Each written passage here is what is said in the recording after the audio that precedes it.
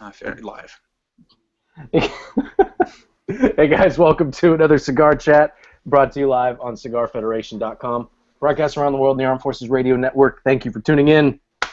Wherever you are out there in the world today, I say the exact same thing every time the show comes on. Maybe I should start switching it up. I don't know. No, just keep it the same. No, just keep rolling with it. You don't mess with perfection. Is that what you're telling me? Pretty much, man. You just piss excellence. Is that a compliment bank, huh? Wow. I know, piss excellence. What is that from? That's from a movie. Dude, from Talladega Nights. Yeah. He's like, I just piss excellence. It's awesome.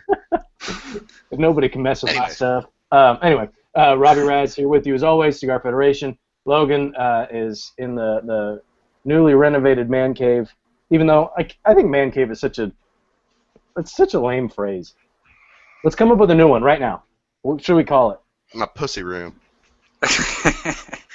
Really? No, I don't call it that. Because there's no feline activity in here. Super happy fun house. Yeah, super happy fun house. What about Pee Wee's Playhouse? Tiger Kitty Soft Paws room? Oh, Tiger Kitty Soft Paws room. No. All right. Anyway, we've hit rock bottom, and I have to go out and edit out what Logan already said. So. No, I don't. You can say that. Oh, wow. More work for me. We've got. We probably could, but I know you can. We've got Terrence Riley from Quesada Cigars here chatting with us today. Terrence, thanks for taking the time, man. Appreciate it. Oh, no, my pleasure. Thank you, guys. So, I know I'm smoking the freshly released Quesada keg, and we'll talk about this. And I'm pairing it with a fantastic stout from it's a local brewery, Whitewater Brewing Campfire Stout. And it is fantastic. It tastes like s'mores. So you get the chocolate and a little graham cracker, and it's just it's a dessert in a bottle. That sounds very promising. It is. It's a nice. It's definitely a nice pairing. The spice of the cigar is pairing really well with the stout. But we'll get into more of that later. So a lot of stuff going on with Quesada. This year the 40th anniversary. We've got 3 boxes of these that we're going to be giving away a little bit later. So, technically two. Technically 2. Oh, 2, because one of them is already up for grabs. Yeah. You're right. Thank you, Logan. Build some awareness.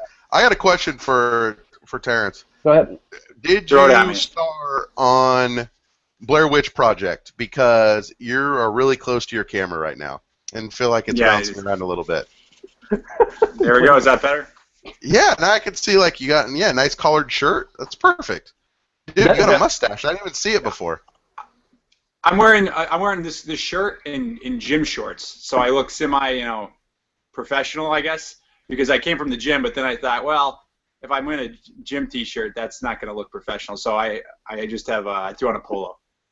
Yeah, you outclassed all of us because Logan rarely wears pants. Well, Julian, the bar wasn't high. I don't know if I would even put it on if I. we do set. I think I would have kept the T-shirt. Yeah, we set the bar pretty low, and Logan. Yeah, we don't care. Logan actually gets a lot of flack for the way that he dresses on the show. Yeah, there was a guy who was giving me so much hell on the YouTube channel, calling me a fat ass, that I just basically had to ban him. Did you ban him? That why we haven't seen any more comments? I gave him one warning. He was so stupid. I'm going to talk crap about him now. I'm just going to tell you real quick, and then I'll stop talking about him. But he was like talking crap, like, you dummy, blah, blah, blah, blah, blah, and all these cuss words and stuff that I can't say. And I was like, bro, you literally wrote like 16 paragraphs ripping on me. How long did that take you? And then he responded back with his non-troll account. So I now know who the guy is. He was so silly. Yeah, oopsie. And then I said, dude, don't ever do that again. And then he did it again, and I was like, you're out of here. See ya. Wow. Anyways, nobody cares. Continue. Did you feel good after you did that? It had to be a good feeling. I mean, it felt, powerful. It felt good. It's good. Well, that's good because you're not gonna lie. It felt good. No, I did. It felt really good. I'm not gonna lie. It felt great. And I know that's why a lot of people tuned in to the show today because they wanted to hear about that, Logan. So thank you for sharing that with us. I'm glad I could share. Logan, what are you smoking? You were smoking the. I was smoking the whatever. What was it? It was in the little winter pack, which I think, Terrence, if I could give you just a little piece of advice, these cigars. What are they? Oh, please! I love advice. You want it? Okay, you're gonna get it. 4x50, and it's called the winter pack. You should call this the Texas winter pack. Because these are kind of bigger cigars. Because I was just in Boston. If I would have stayed outside to smoke this, I probably would have frozen my nuggets off. So, are you from Boston, though? No, dude. Do I sound like I'm from Boston? Well, if you're from Boston, then No, I was the there winter for a there work is, thing. is as cold as the winter for you. Well, true. I mean, it's all relative. It is but, all relative. But it was 70 degrees outside yesterday, or 2 days ago, so it was beautiful. I could definitely smoke this. But anyways, no, I'm smoking the, what was it? The Quesada You smoked the Oktoberfest. The Oktoberfest. Okay. Oktoberfest. There we go. And are you pairing it with a beer? No. That's a sin. Da, da, da, da. Yeah, okay, there you The go. gigantic mug of what are you drinking? Some Darjeeling or what? No, not some Darjeeling. Drinking some English Darjeeling. breakfast because I'm going to be in London on Sunday. Yeah, Terrence Logan is big into the tea. I'm the resident consumer of alcohol for the show, but he's our tea guy. Finally, we got something to talk about. Yeah, okay. We can talk about beer. We can leave Logan out of it. That's good. I won't say one word. No, you guys. I like having conversations that exclude somebody, so that way somebody always feels left out. No, it was great. You guys missed it. When we were getting ready offline, Terrence was nice and prompt. He got here about 10 minutes early. We had a nice conversation. He and Logan are talking about babies. I got nothing. I mean, I helped raise my niece when I was in high school, but that was a long time ago, and I don't have any babies. And then they started talking about the Civil War, and I got nothing. I mean, in California, we didn't know anything about the Civil War. I mean, we heard that it was happening, but that was about it. You were too busy getting gold. Yeah, we were getting gold and having earthquakes. That's all we knew what was going on. But anyway, so now I'm excited that Terrence and I could talk about beer. Anyway, but we're actually here to talk about cigars. So, Terrence, give us a little bit of background for you. What's your role with Quesada? How long you've been around? That kind of thing. I've been in Miami office about 6 years now, and before that, I was for more or less a year in the Dominican Republic working at the factory. Oh. Manuel Quesada, Senor Quesada, is I call him my uncle, but he and my father are first cousins. And I got into the business one summer when I was younger. I went down and I worked in the factory, and I thought that was pretty cool. And later on, there was an opportunity to come work for the family, and I took him up on it. So again, it's a family business, and in family businesses, there's rules are not as well defined. So again, if he wants me to sweep the parking lot, I sweep the parking lot. If he wants me to work on different blends or different projects, I do that. I do basically whatever I'm told. I'm a good soldier. So you kind of ran the gamut then. I mean, you started working in the factory doing, like you said, whatever you were told, and now you've worked your way up. You're working in the office. That's a bit of a unique story. I mean, we've heard a lot of stories on the show. We've been doing this for going on 2.5 years now. About 3. About 3 years. Yeah, Logan's much better at that stuff than I am. He's got a spreadsheet somewhere. I just have a good memory. I don't know what my memory. I don't know what I don't know what I was doing in high school or something, but I don't have any memories left. I got nothing. Smoking rocks. That's what you were doing. Smoking rocks. So yeah, that's a unique. That's kind of a unique background. So what blends have you worked on or have you helped with of the Quesada blends? The Oktoberfest, the Heisenbergs, what else have I? The Coup d'Etat we did a few years ago, the Quesada Jalapa, the Q40 you're smoking, the Domus Magnus series out of Nicaragua, the keg. And again, when I say I was involved in these projects, there's a lot of people involved. It's not simply me, juggling tobaccos and rolling them into cigars. And I'm just more involved in terms of the blend selection process. In terms of me saying, oh, well, you should put more Esteli, Ligero, and that. I don't get into that aspect of it. I let the people who know what they're doing with that come up with the different blends, and then I'm involved in the selection. Okay. So you're the critic. Excuse me? I'm the what? You're the critic. You critique all the blends. Yeah, I usually because I'm partly designing the projects themselves. The blend usually has to be within a certain range. Like if you call something, I don't know, the Super Bomb cigar, just to make something up, and it's really mild. It could be a great cigar, it could be a great blend, but it doesn't really work for the concept of the project. So because I'm involved in a lot of the concepts, the blend selection a lot of times comes to some degree down to me. Got it. Logan, we've talked to a lot of people in a lot of different positions in this business, and I think as cigar nerds or whatever you want to call us, nerdbirds. we're attracted to this business. Obviously, we're attracted to the industry because we love the product. The description you just gave is the only time I've heard of a job in the cigar industry that I would uproot my life to do. Like that sounds like that's a kind of job that you could put Rob into and he would flourish. I would blossom like a flower in that job. I'm involved in other things as well. Some of them, less enjoyable. Yes, I'm very lucky to be able to do what I do, and it's really an incredible opportunity. And I'm always very thankful to my to my uncle and to my cousins for allowing me to come in and be involved in all this. That just sounds like a ton of fun, man. You're kind of developing the projects. You're working on all the good aspects of the job, and you probably have to work on some of the tougher aspects too, I'd imagine. But anyway, but I digress. We've got an absolute metric butt ton. That's my word. It is, and that's why I went with it. Is that the English system or the metric system? Or yeah, what you don't even know, dude. It's on a whole new level. It's no system, but I'm going to start jumping into some of these questions. Yeah, go ahead. We really do. Throw them at me. We really do have a ton.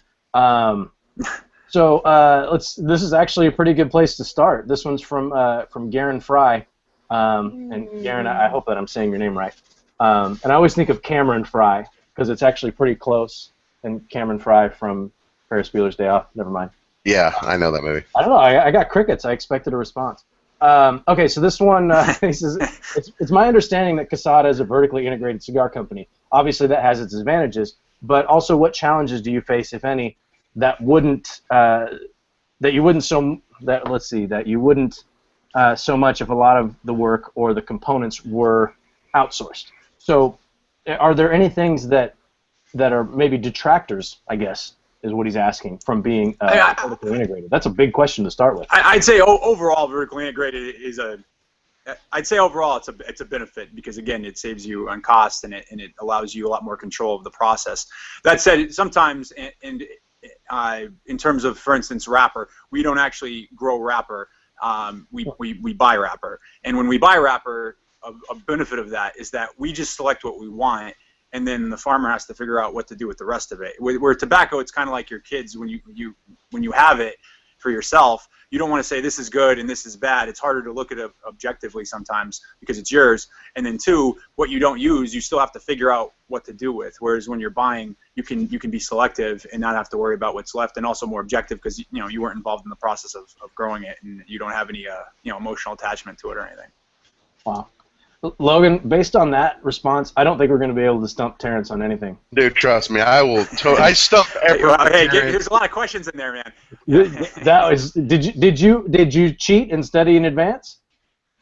What the hell would I study? It's like, well, I just do my job, and you happen to ask questions about my job.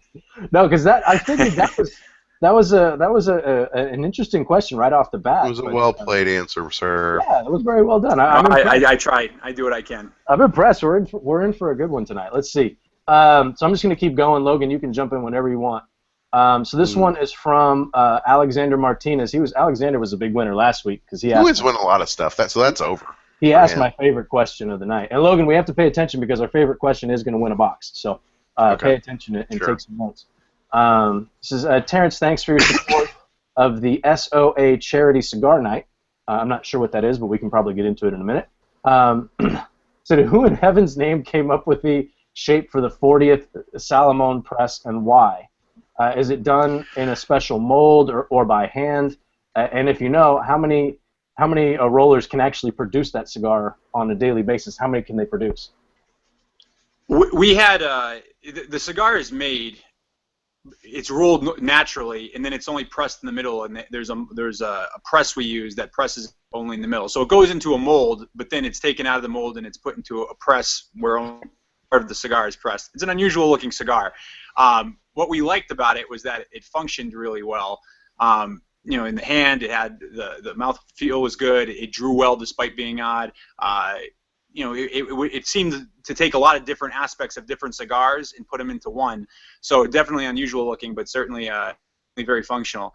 And that's usually what we're looking for when we come up with these things. In terms of rollers, I think there's only two teams. There's two teams of rollers, a buncher and a roller, that were doing these. And it was ungodly hard to do because, again, usually when you press a cigar, you put less filler in to account for the press. But with this, only part of it was pressed. So you had to account for less filler for part of the cigar and more filler for the other parts.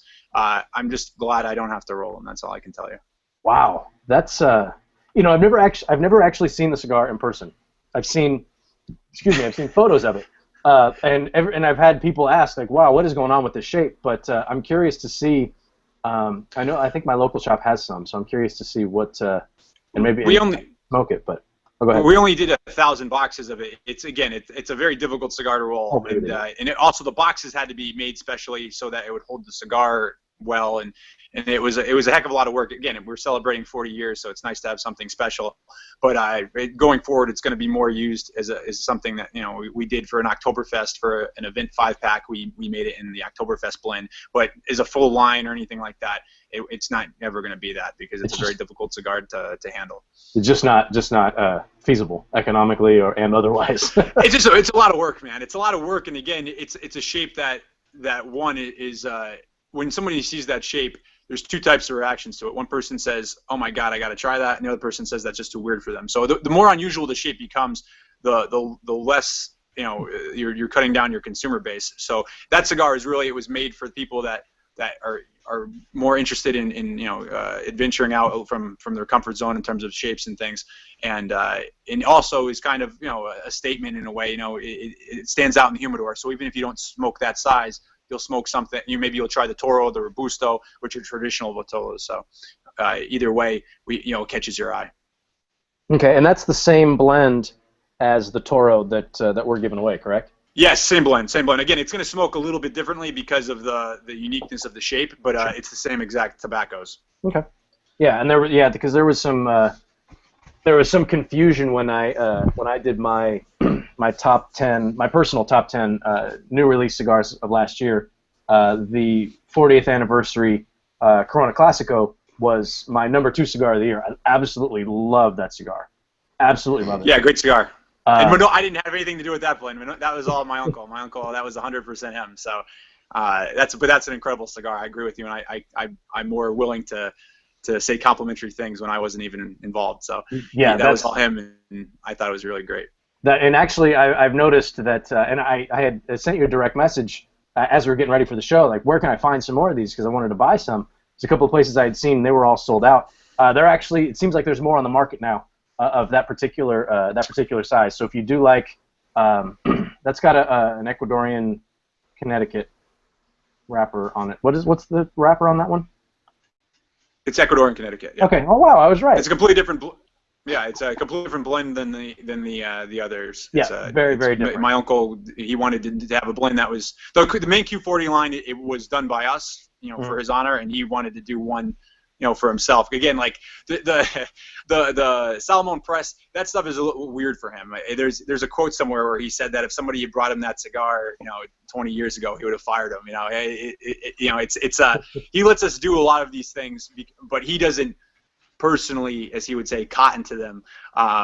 Though he appreciates that, it's a different generation and people are looking for new things. So he wanted to have a cigar that was more of his taste and, a classic size and that kind of thing. So yeah, that's his. Yeah, if you guys haven't tried it, you got to try it. It's the perfect size and that Corona Gorda size, and the blend is just amazing.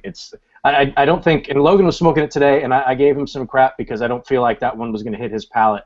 So I don't. And it's not necessarily if you've got if you've got that quote unquote modern palate that we talk about, like Logan, you've got a modern palate. You want a lot of strength. You want a lot of big time flavor and stuff like that. For the most part, I mean, I don't want a ballerina cigar. And cigar. Do you retrohale? Do you retrohale? We had to teach him.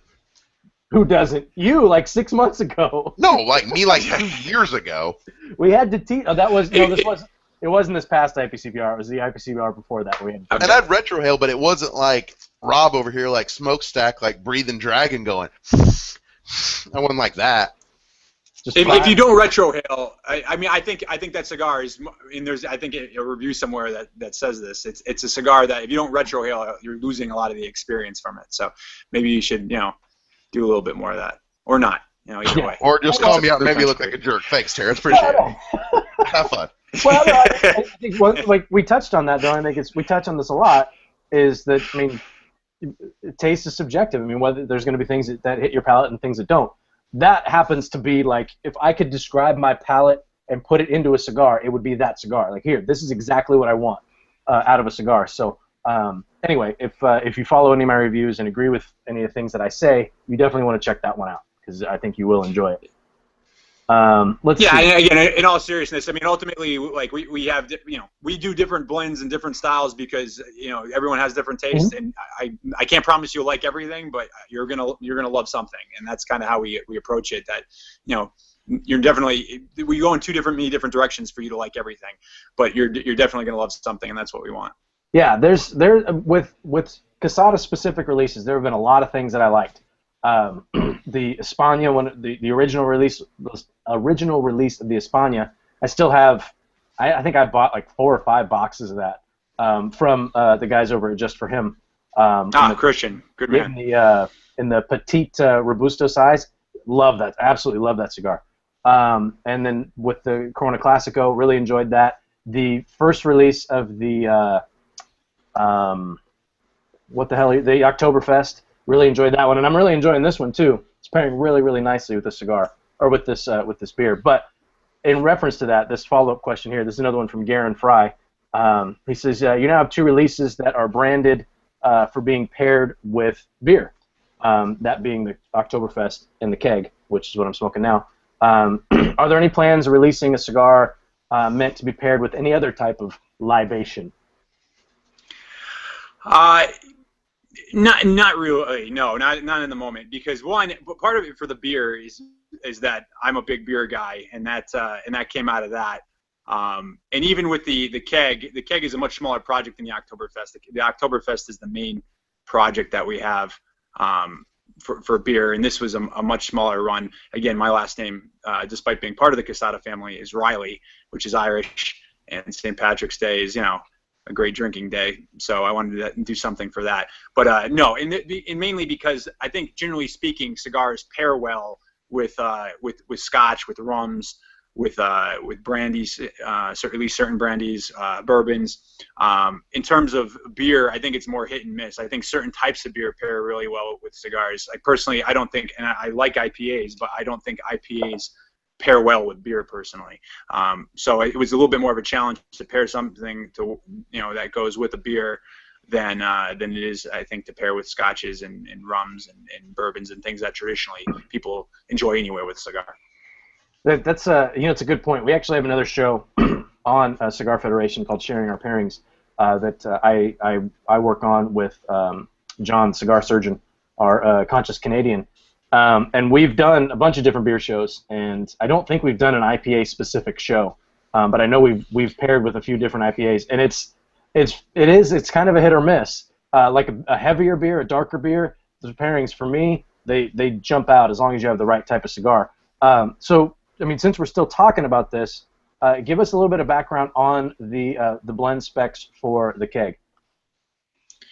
Yeah, it's an all Nicaraguan binder and fillers with a Pennsylvania broadleaf wrapper. And again, we wanted to go with something that had good body, but that wasn't overly spicy or anything like that. And again, I think stouts. We generally were using Guinness because for stouts, I mean, that's basically what people drink. So we went for Guinness has kind of that low alcohol, but heavy body to it. And we basically use that as the go. Although we have paired it with some stronger stouts, and it seems to go pretty well with those as well. But we had more of a traditional stout in mind when we were doing it, only because when people think St. Patrick's Day, they're going with probably Guinness or Murphy's or one of those, and we want it to be something that would work primarily with those. I got a question.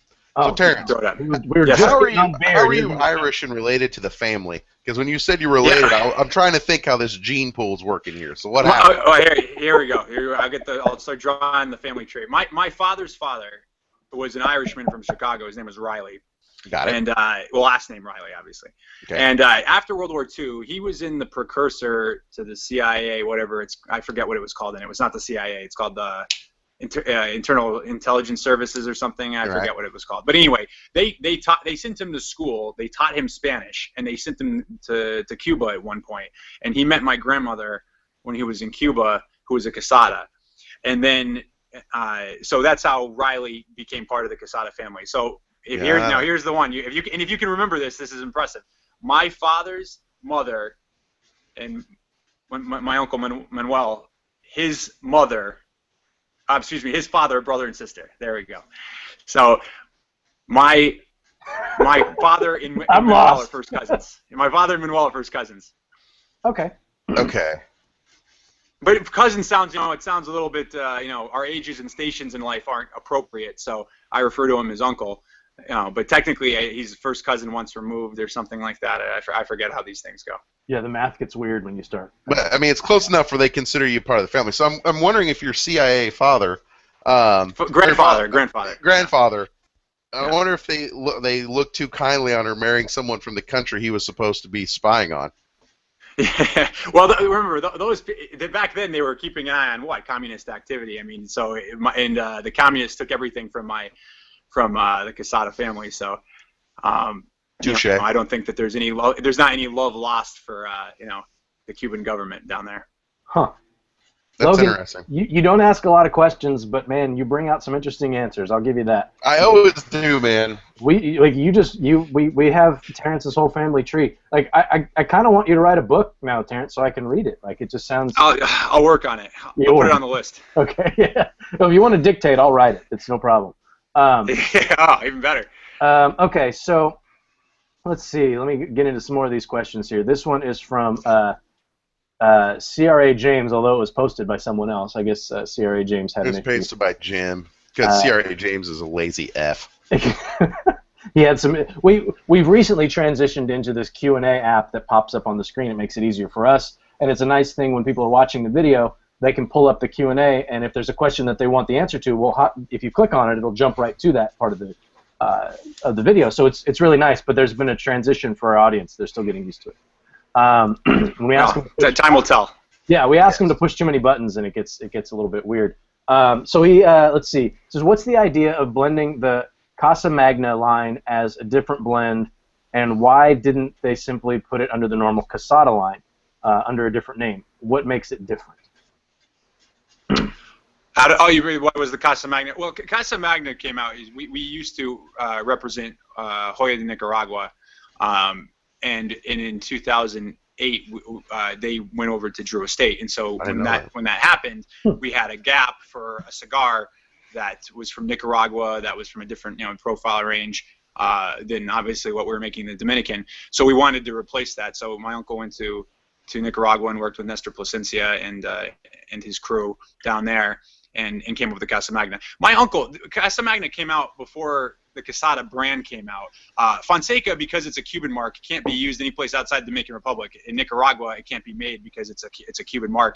And my uncle he had to be convinced to use his name for a cigar brand. He's very old school in that way, and for him to put his name on a cigar brand was like you're trying to brag or something. I guess he would explain it better than I can, but he was against it, and it was only because my cousins, his daughters Raquel, Patricia, and his niece Esther, and my other cousin Ostos kind of pushed him to do it that he finally came out with Quesada. But Quesada hadn't actually come out yet when Casa Magna came out, so they used a different name to keep it separate, partly because they can't use Fonseca, and partly just to separate the two countries of origin.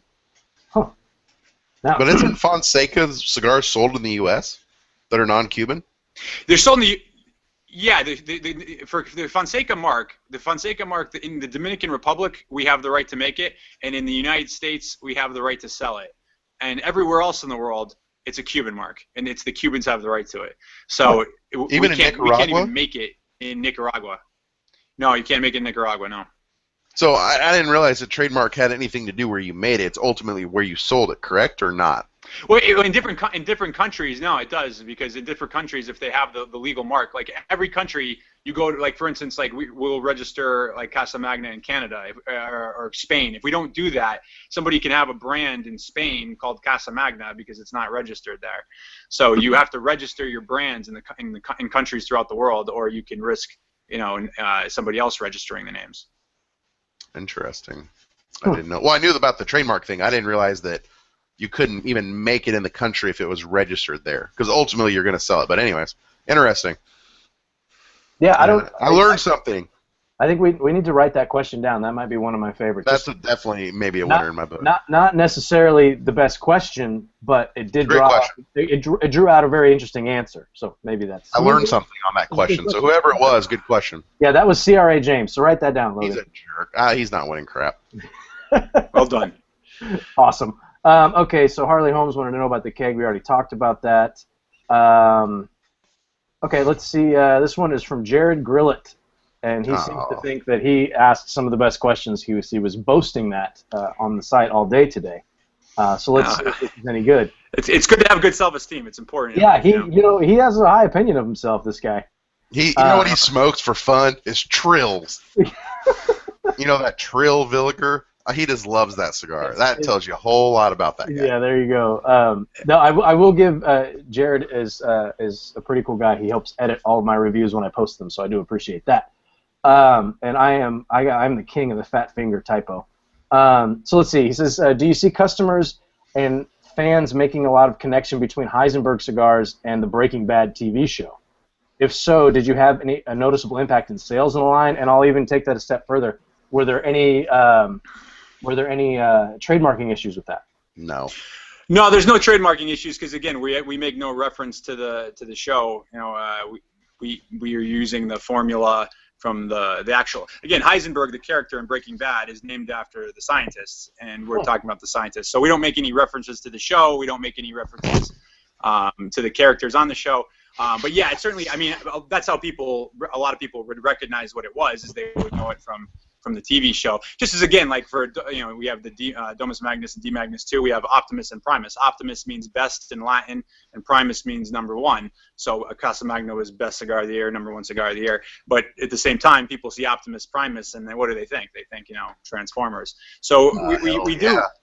It never hurts to have some sort of cultural link to a name or something like that for people to identify. But usually there's a double meaning there. That's sneaky. Well, I mean, no, go ahead. No, that's sneaky. I like it. No, again, the problem is that a lot of times, like, a name in Spanish that sounds like really cool or something like that, or again, at one point, I use a lot of Latin. I studied Latin, in college and things. But most people don't understand what the heck it means or what it says or anything like that. So if there's some sort of cultural reference that exists, that they can make it easier for them to pronounce or make it easier for them to conceptualize, then that's a benefit, I feel. Interesting. Hey guys, you're listening to Cigar Chat, brought to you live on CigarFederation.com. Broadcast around the world in the Armed Forces Radio Network. Thank you for tuning in. We're here with... Guys, I'm grabbing my charger, so you can continue asking, but I'm just...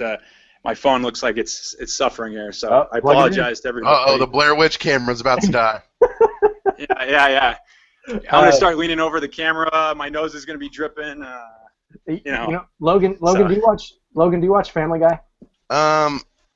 I used to, not now. Did you ever see the episode where Brian's the dog, and he was a seeing eye dog, and he said he took this blind guy to the movies, and so they went to watch the Blair Witch Project, and he was describing the movie to the blind guy, and he says this is his description of the entire Blair Witch movie.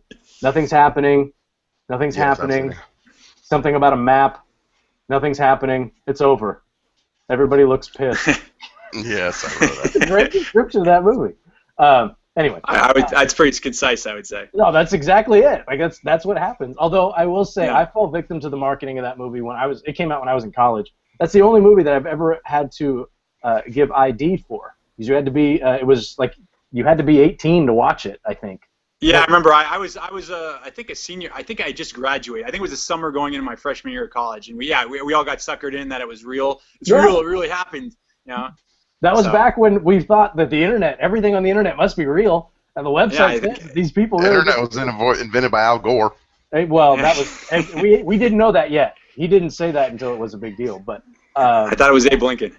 Abe. No, that movie was horrible, but it made a ton of cash. Terrible. And you know, Yeah, the worst mistake one of the worst mistakes I've ever made in my life was going to see Blair Witch Project 2, which most Oh people well, hey, that's shit. You know, number one time, shame on them. Number two, shame on you. Exactly. Yeah. Oh man, I went on a date to watch. I took my girlfriend at the time to watch that movie, and like 15 minutes in, I'm just like, I want to leave, and she wanted to leave too, but neither of us said it, so we ended up sitting there watching the whole thing. It was. I want to move on. I want to move on. In fact, I don't even want. I want to pretend I didn't even hear you say that. I feel dirty. I feel dirty. We need to move on. Okay. That's one of those movies that even on TVs you're flipping through, you should change the channel. Never mind go to the theater for it. Another thing we were talking about before the show. We'll get into that. So, and you know what? I'm going to say this. I'll say this on camera, and I wasn't even going to admit it beforehand. But we were talking about off air, like movies that if you're flipping through the channels or you're scrolling through your guide and you see that they're on, that you'll click on them and just have them on in the background while you're looking for something else. One movie that will always get clicked on, especially if my wife is in the room, is How to Lose a Guy in 10 Days. That movie will always get clicked on. And she's not much for chick flicks, and neither am I. But that movie, for some reason, always gets clicked on. I don't know why. Dude, that lady's crazy. I love Fern, man. She was hot Fern. She was so hot in that movie, though. She was hot in that movie. She's actually, what's her name? What is her name? So what's her name? Hold on. Yeah, it's She's that's Melanie Griffith's daughter, isn't it? Yes. What the hell is her name? Yeah. Anyway, she was at the Golden Globes and she looked fantastic. Yeah, she looked like she looked pretty like she keeping herself Kate together. Winslet. That's nice. No, it's not Kate Winslet. I know it's not. Anyway, we'll move on. Logan will figure it out. Somebody will post it. I'm about to Google this crap. Yeah, somebody will pick it up. Okay, so let's get back to actual real questions. This one's from Jason Myers. He says, can you walk us through some of the history behind the Oktoberfest line? Has the blend changed over the years with different releases? And is this a line that you plan to continue in the future? It's been 3 years running now, 2 or 3 years? 3 years running. This will be the 5th year. Kate Hudson. This will be the 5th year. Kate Hudson. Thank you, Logan. You're welcome. Kate Hudson, yes, there we go. So there've been the way it works basically is every year it's the same blend. It's the same blend every year. The only difference is that the wrapper is selected from a different crop year. They take the crop and they select the wrapper from it, and then we make it for the next year. So it's the same blend, but obviously it's like wine. A crop year can alter the flavor depending on rain, depending on sunshine, depending on all those factors. So there is somewhat of a variation, and everybody has their favorite year, but it's the same tobaccos. I mean, you shouldn't smoke it and say I've never this tastes the change shouldn't be radical. It should be subtle.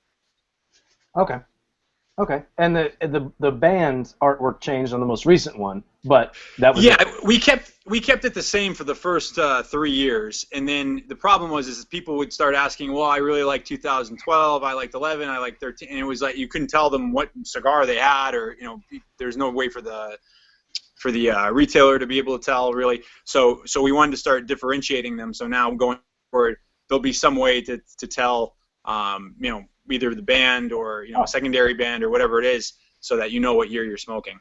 Oh, that's cool. Because I've got like I said, that when I bought a bunch of that original release, I don't think I bought a box, but I bought like 3 or 4 5-packs, and I've still got some. And then Which I know is I have box, some. pretty much. Yeah, but I didn't buy it all at once. I wanted to spend more money and buy it out separate. And I know I had some of the second year. I don't think I had any from the third year, and then the fourth year has a new band on it, so I'm not sure which ones I've got.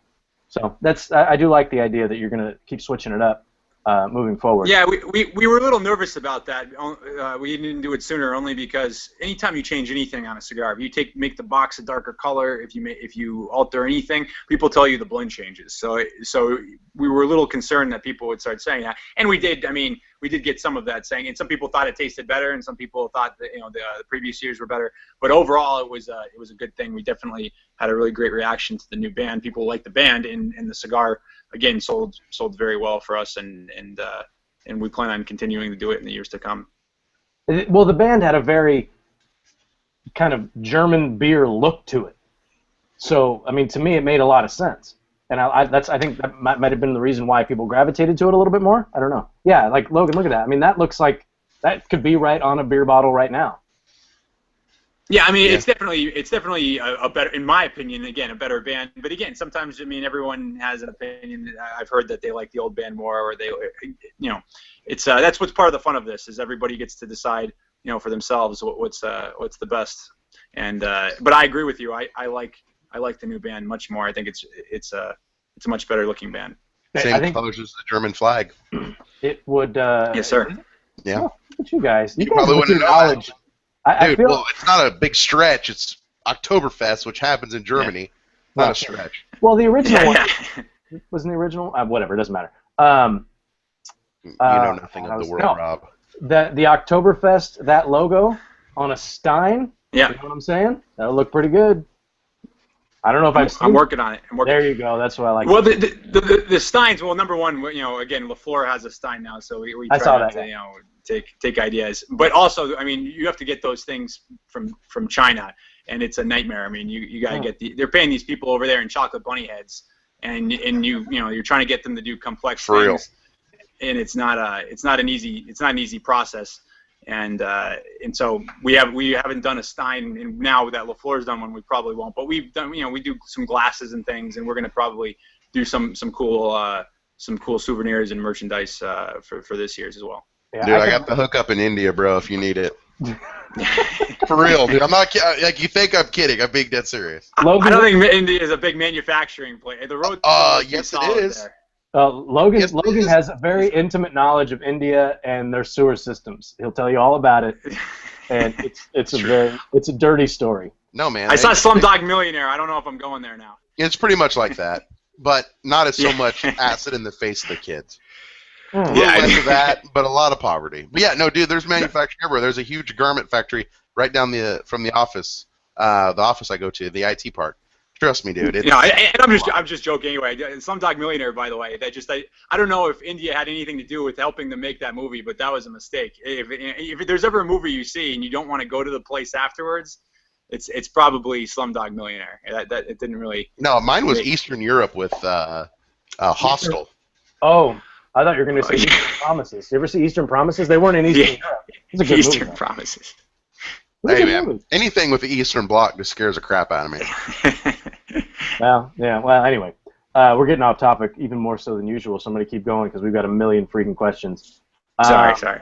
No, your fault, man. I love it when we go off topic, but Logan will perpetuate it, and somebody has to bring it back, and that's the role that I get stuck playing. Unfortunately, you're our rock. You're our like sun. We just that's way too much around. compliment. Wow, just stop it right now. Retract. Look at the big smile. Look at that. I'm your son. That's awesome. Man. It's going to his head. Like, I'm the sun in the sky. Like I keep everybody. Yeah. It's everything. It's a heliocentric world, and you're the sun. Yeah, you lost me there with that big word, but yeah, no, it's good. It means everything revolves around you. I like that. We all know it's not true. My household doesn't even revolve around me, but I like it. My dog's world revolves around me. Both my dogs. That's I can take solace in that. So we got another one from Joe Gutt. I just love saying this. I love that name. Good name. And he's relatively new to the show. Only been probably like last month or so, but he's been prolific with his question asking. So we do appreciate that. He says, what's the best thing and the most frustrating thing about being in the cigar industry right now? That's a good question. I like that. That is a great question. Yeah. I'd say the best thing is more or less what we're doing right now. One of the great things about the cigar industry is that you can go into a cigar shop, and I've seen this a million times, and it still never fails to impress me. Is you walk in, and there can be 100 different types of people, and they all are talking and getting along, and even though they're from completely different backgrounds, they're having a great time together. And there's no other industry I know of. Like, you could be at a bar, you're watching the game, and nobody says a word to each other, or maybe you high five if the team scores or something. But there's not kind of that great conversation and dialogue that exists in anything else I know that I've experienced. So that's probably the part of this. The hard part, I would say, is a combination. One is the legal aspect now with state smoking bans and FDA coming in and all these type of things. They make it very, very difficult to do business sometimes. Again, if in the state of New York or New York City, I mean, you can't smoke in Central Park. I mean, at this time of year when it's really cold out, if you're not in one of the cigar shops that are remaining in the city, and there's not that many left considering how many people are there, you can't have a cigar unless you're really willing to, be out in the cold for a little bit. So that's definitely, I think, the most difficult aspect. Yeah, sometimes, and we've talked about this on the show in the past. I'm considerate to a fault, and I blame my mother for that. I don't really blame her. I'm happy to be a very considerate person, but sometimes, like, if my neighbors are out in their yard, I feel bad if I'm smoking a cigar in my backyard. Yeah, I mean, even for myself, I feel so many times like, I feel the same way. Like, I'm in a place where there's absolutely no reason I shouldn't be smoking a cigar, and there's absolutely nothing wrong with it, and yet I still like feel I'm always looking around or something like that. And think about that. I mean, that's a great. This is us, and we love cigars, and we're in the business. And if we occasionally feel that way, then how do people feel that aren't in it or don't follow it the way that we do? Exactly. And I think you're both being Nancy's. And ultimately, hey, if I'm in my backyard, hey, listen, if I'm in my backyard, I own that property. I'll do whatever I want when I want. No, don't get me wrong. I mean, I'll be out. I mean, I wouldn't say my backyard, but I'd say that there are places sometimes where I'll be, like a restaurant that allows smoking outside, for instance. So I'll be smoking out there, and I'll be kind of like looking around at the people to see if it bothers them and things like that. And again, I mean, well, again, I think you should. I mean, I do think you should be considerate. I mean, I think you should. I agree. I'm just. But at the same time, that I don't think that. I think I shouldn't feel sometimes as self-conscious about it as I probably do. Yeah, Fast Jimmy made a good comment. He's like, "That's society just effing with you," and he's got a point. I mean, it gets drilled so much into our heads that it's wrong and it's bad or whatever. But if it's something I enjoy and I'm in the confines of my own house, what the hell? But I mean, I'm not going to state it the same way that Logan did. Logan, you embody Texas so much. It's so funny to me. Hey, man, listen, here's the deal. That's the way that all this smoking ban starts. Like, it's a slippery slope. Nobody cared if you were smoking on a patio. Nobody felt bad about it. It's society bringing you down, Terrence. It's the man. Society. It is. No, I agree with that. I mean, again, and one of the things that the science for cigars, so cigar tobacco is handled completely differently than cigarette tobacco in terms of how it's fermented, what's applied to it, all sorts of things, and it's also enjoyed differently. I mean, people, generally speaking, obviously in the industry, people smoke more often, but the average person, they're smoking, a cigar a week. I'm talking nationally of everyone that would call themselves a cigar smoker. Say, if it's more than a cigar a day, I would highly doubt it. I'd say, maybe a cigar a day or less. And that's, again, most people don't inhale cigars. It's a completely different process. If you apply the standards that are applied to cigars to basically anything, I mean, everything should be treated the same way. I mean, again, alcohol. If you look at crime committed under the influence of alcohol, if you look at the health effects of alcohol, if you look at all sorts of problems that result in drunk driving, I mean, you could make the same argument for anything. McDonald's. So the problem is that when you start applying these conditions to everything else that we enjoy in life, they don't hold up any better than with tobacco, or at least with cigars.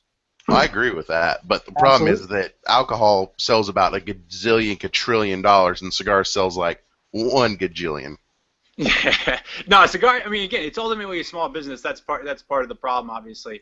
But again, I mean, beer was pretty popular when Prohibition came along. It's not so much, I think, the money aspect. I think it's the fact of being very conscious about educating people in terms of the differences of things. I mean, if you look at Bud Light, everyone's throwing a party and everyone looks like they're pretty intoxicated on the commercials, and then it throws in and then drink in moderation. Yeah, drink responsibly. So that type of thing, and that they've been very conscious about not trying to encourage irresponsible behavior, at least on the face value of it. So I would say that that's been more of the difference than the money aspect. Is that the cigar industry, unfortunately, now with CRA, has been much more active in educating politicians. I mean, I was at a meeting with a senator, and I won't say who it was. And he was on our side basically. He was just learning about it, and he understood the implications of FDA for the businesses that in both in the United States and in Nicaragua and Honduras and Dominican Republic. But he didn't know. I mean, he didn't know the first thing about the difference between a cigarette and a blunt and a cigar. And so this is somebody that's on our side. Now, if somebody's on our side doesn't understand the difference between these things, how does somebody that thinks that thinks that should be illegal know the difference? So education is a big part of the process, I think. Yeah, exactly. Okay, we've got what, like 5 or 6 minutes left. I want to get through a few more questions here. Let's see, we finished that one. This one is from Ghost Shadow, still one of my favorite screen names. I just feel like if I did something wrong to him, like he would shoot me from a mile away. Ghost Shadow. He says, being a beer guy yourself, Terrence, what are some of your favorite pairings for the cigars that you produce? So let's give me like 1 or 2 pairings for the Oktoberfest and 1 or 2 pairings for the keg. For Oktoberfest, generally speaking, I found that the German, and I love American beer, I love American craft beer, but I feel that the German Marzens, because they're the ones that came up with it, pair better. When we blended the cigar, we used Spa and Oktoberfest, Paulaner, and Sam Adams, only so we'd have an American counterpart to kind of see to make sure it would go. Because again, we wanted to use some of the ones that are most common out there. But my favorite one, and I don't even know the name of it, but I had Firkin in Orlando. It was a double bock Firkin, and it went absolutely delicious. In fact, when I had it, it was at a point where I had some, because by the end of Oktoberfest, I've had almost every Oktoberfest you can possibly imagine, and I was thinking, well, maybe I'm getting a little tired of beer. I've had a good run. Maybe I'll switch over to some of the other spirits that I enjoy for a little bit. And then I was in this place, and I had the Firkin with an Oktoberfest, and it was absolutely, it made me believe in God. It was amazing. So the Firkin definitely was. How would one? Yeah, it was a double bock and a Firkin. It was and it was straight out of straight from Germany. Once they tap it, they got to kick it in 48 hours, or it goes bad. So we were there when they tapped it, and it was excellent. Wow, that sounds fantastic. I was actually my wife and I met some friends this past weekend at Logan, you have a mute button, at a German restaurant, and they had all of these beers on tap that I couldn't pronounce any of them, but I had a Mars in there. That was what I started with. I think I had 3 or 4 beers that night. And I started with this Marzen, and it was fantastic. I'm going to have to go back there just to find out what it was. And I really do think that pairing, remembering that cigar, that pairing would be great. Now, what about the keg? The keg, I've done basically Guinness with it, only because, again, that's what most people have been drinking. I did pair it with a 1050, which it held up too well. So I did think I was happy that it held up well to the 1050 from Oscar Blues, and I enjoyed that combo. I'm trying to think. I had one other combo that I really liked, and I can't think of it off the top of my head. But definitely the 1050, I thought it held up too well. But again, it was ultimately intended to specifically pair with Guinness because of again, as much as I like to get into these things, people tend to not have the access or the inclination to drink more rare beers or hard to find beers. So I try to do it with something that they're most likely going to pair it with. Sure. Yeah. No. I mean, Guinness kind of changed my life in a sense that it opened my eyes to a whole different arena of beers. And like I said, I mentioned this earlier. I'm pairing the keg with High Water Brewing Campfire Stout, and it's a sweeter stout for sure. But man, I'm really, really enjoying this. The spice on the retrohale of the keg, which I'm about a little more than halfway through, really offsets the sweetness of the beer. They play together really, really nicely. And I think we've got time for one more question, and I'm going to ask this one because I selfishly want to know the answer. Any plans to release the Q40 Corona Classico blend in any different vitolas? Not currently. The Corona Classico blend was made for I think it's 12 or 13 stores in the country that basically they bought into a package for the Q40, and part of the benefit of that package was being able to carry that particular size. So it's only being carried in I think somewhere between 12 to 15 retailers in the country. and to make another size. Again, we'll maybe at some point, but we're trying to focus on larger projects, and that size I think is a perfect size as well. I mean, I think anybody can enjoy that size, even size. if you know, unless you're like a 60 plus or something like that. But again, that cigar is not really meant to be, you know, that type of cigar anyway. So I think for now we're going to leave it where it is. But you know, yeah, you never know. Could be something down the line. Okay. All right. You answered that concisely, so we've got one more, and this is another one from Garen Fry, who I think just based on the fact that we've asked like 5 of his questions is probably going to be a winner. He said, in the Quesada Blenders sampler released in early 2013, there was a pair of Robustos that were test blends, and feedback on them was welcomed by the company. Did these test blends, in whole or in part, I really like the way you worded this question, culminate into a release, or is it still up in the air? Great question. It hasn't been anything done with it yet. I'd say that the feedback was about 80% good. So 80% is a pretty high number, and we were happy with that. That said, now we have to find a way to utilize it, because again, there's so many good cigars out there. If you just come out with a cigar and say, here's my really good cigar, it's just not going to work anymore. I mean, there's just so much out there. What stands out in the humidor? There's got to be something special to it, and you've got to really have a fully developed game plan when you release something. And we're taking our time with that. But we did get overall pretty. I was very happy with what we heard back on that cigar. People really seemed to enjoy it. They thought it was complex. They thought it was medium bodied. So it's definitely something that we're looking to do in some capacity. What that is, we're still not sure. Okay, Logan, do we have time for another question? No. No. Okay, so we're done. Yeah, that's Terrence. We got through 8% of the questions that were asked. Time management was bad. You know, good thing we're not football coaches. No, I didn't mean that. I didn't mean that as a negative. It's a positive. I mean, what I mean is everybody was excited to have you come on the show. We haven't had Quesada on before, and obviously there's a big interest in your brand. So I'm hoping that we can have you come back on so we can address more of these questions. And I would love to get you on to sharing our pairings and have a beer show and just really geek out on it. I think that would be a lot of fun. Oh yeah, no, that would be great. That'd be great. I'd love to be back. Yeah, I'm definitely gonna be reaching out to you again to get you back on the show. Again, really do appreciate you taking the time. Our AFRN segment's right up against it. So real quick, in like 30 seconds, let everybody know where they can find you online and reach out to you and ask you some questions. If you want to use Facebook, Quesada Cigars, I reply to that. Instagram, the Quesada Cigars, I'm on there. And then Terrence Riley 82 on Twitter. Any of those, I'll be happy to respond to any questions, comments, concerns. And again, anyone out there listening, we really appreciate the support, and thank you on behalf of my family, supporting Quesada Cigars and the products that we make. You're all class, sir. I really do appreciate you taking the time to hang out with us. A lot of fun on this show. Next week we're going to be back, and it's actually another Quesada made cigar. Jordan Alexander III, I believe, is the name of the company. Yes, sir.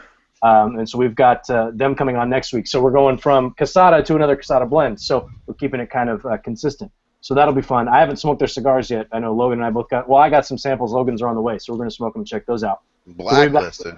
You got blacklisted. Next week, same time.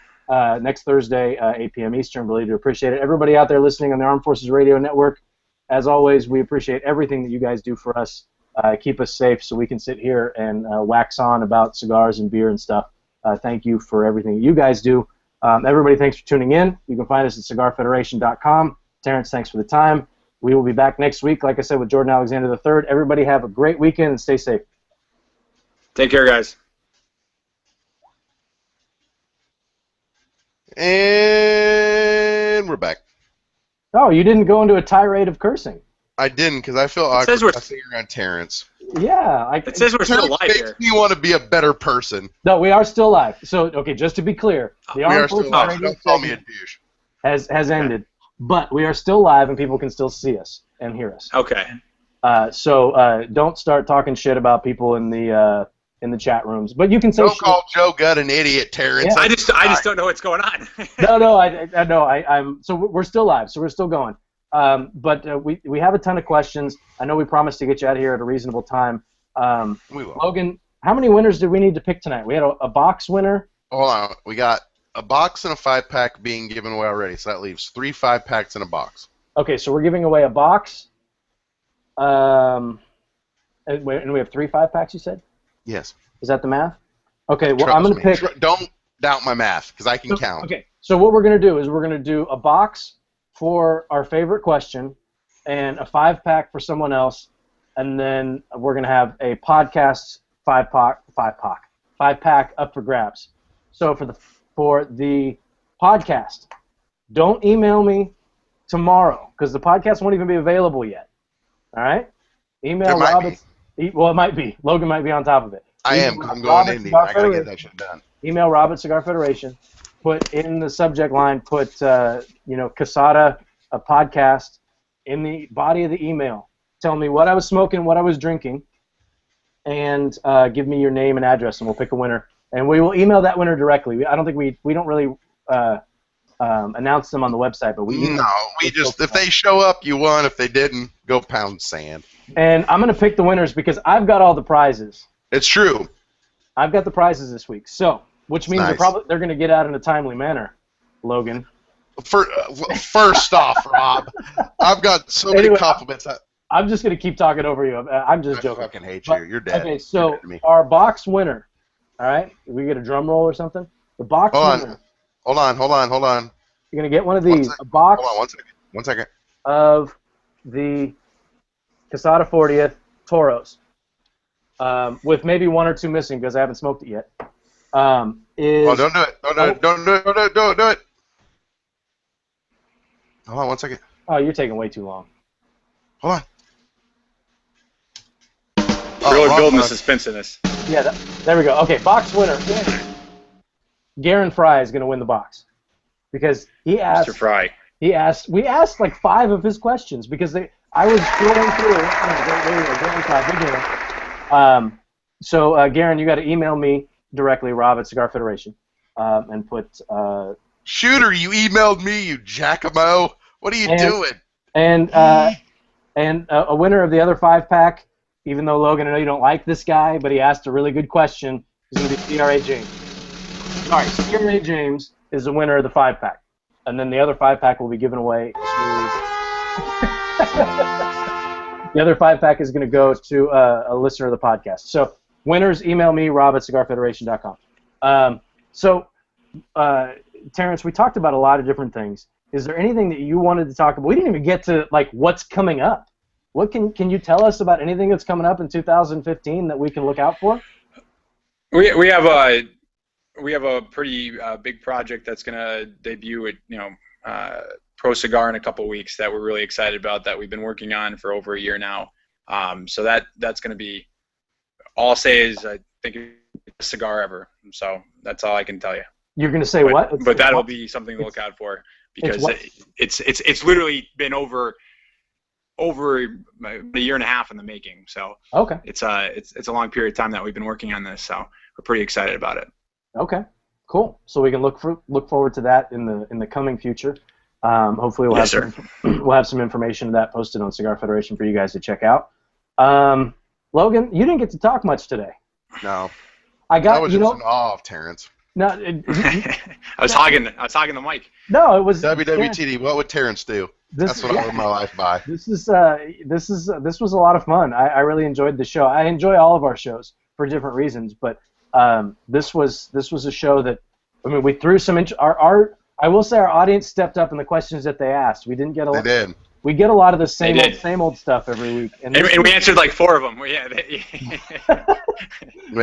Well, but they were really good answers. 3 of which were from the same person. Yeah, they were really good answers. So we'll say Garen stepped up our game this week because he asked some really good questions, some insightful stuff. I'm telling you, man, we have some guys who follow the show and are active on Cigar Federation who really, really, really know their shit. They know their stuff. I mean, Logan, you can attest to that too. I mean, these guys know what they're talking about. I mean, they'll post things and say things. I'm like, wow, I need to research that to see if that's correct. They're no slouch. And they know what's up. So, and they really stepped up their game today. So I do appreciate that, guys. And stepping up and asking a ton of freaking questions. I mean, that was awesome. So hopefully we can, like I said, get you to come on again and hang out with us and go over some more questions. Definitely looking forward to meeting you in person at IPCPR. I assume you'll be there. Yes, sir. So it'll be nice to meet you in person. We can hang out and find some good beers. I want to geek out on beers with you because I'm a freshman in my beer knowledge, and I feel like you're at least a junior or a senior in what you're dealing with. So I want to. I'd say I'm a sophomore. I'm I'm like a big sophomore. You know, I could be a junior, but I'm really a sophomore. I want to. You're like a super sophomore. There you go. Or is it super? Was it super senior? Those are the guys that take forever to graduate. That's not a compliment. I'm sorry. That was me. Yeah. That means that means I'm not going anywhere.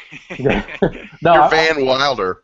Yeah, no, I want to be your beer Padawan. I want to learn I want to glean some knowledge from you. I mean, there's people that know more than me, but certainly, you know, I'm very passionate about it. Yeah, no, that'll be fun. We'll get you on the Sharing Our Pairings too, because John does all the research for that show, and he'll talk about IBUs and all kinds of other nonsense that I have to remind myself what it means every time. But I get to play the dummy on that show, which is kind of fun. I don't have to direct it; he does. But yeah, Logan, that's directed at you. I have to direct the show. You get to be the dummy. Hey, listen, man. The reason people show up is because of me. That's just fact. It's hashtag fact. It's really not, because last week we didn't have Logan. It was one of our more highly attended shows. You know why? Hey-o! I don't think so. I looked at the numbers. That was false. I'm just messing with you. And honestly, I think I may have talked. It's a good story, though. It is. Yeah, you know, it just expands. It's like, right? She was naked on camera. Don't let the truth get in the way. Yeah. Don't let the truth get in the way of a good story. Exactly. Never. Exactly. No, this was a lot of fun. Really do appreciate you taking the time. Logan, I'm going to wrap this up unless you have any parting questions of wisdom. You tend to have one or two every time. You've only asked one today. No pearls. Man. No, you're not handing out. What do you got? Gold coins of wisdom. No, man. I'm just real busy. I'm getting ready to go to India, so I'm just kind of. I'm too busy for this show. I'm not saying I'm not too busy. Thanks, Dick. Like I'm just. You're doing a lot of name dropping. You're doing a lot. I got to go to India next week. Did I mention that? I'm going to India. I do. You don't understand how much medicine you got to get to go over there. Oh, I can imagine. All kinds of shots and. I mean, dude, it's like pills and drugs and rocks. I mean, it's just there's so much, man. There's so much. Anyway, all right. Anyways, I'm slightly distracted. Yeah, no, Terrence, really do appreciate it, man. Thanks so much for hanging out. Had a lot of fun. I'm really enjoying this. We haven't posted a review of the keg yet. I know I'm going to do a review, and I'll do a pairing of it as well. I really do enjoy the cigar. So, again, thank you for everything you did. Thank you for being very generous with the giveaways as well, and generous with your time. Really do appreciate it. No, thank you guys. This was great, and I appreciate I'm glad to hear you enjoyed the cigar. We put a lot of time and effort into these things, so I'm biased. I'm drinking the Kool-Aid. When you guys say it, it means a lot more than when I say it. So thanks so much, and I'll be happy to be on again anytime. Appreciate it, guys. Thanks again for tuning in. Really do appreciate your support. We give you a hard time sometimes, but the show wouldn't exist without the audience. So we really do appreciate everything that you guys do to spread the word about the show and support us. We'll be back next week with Jordan Alexander.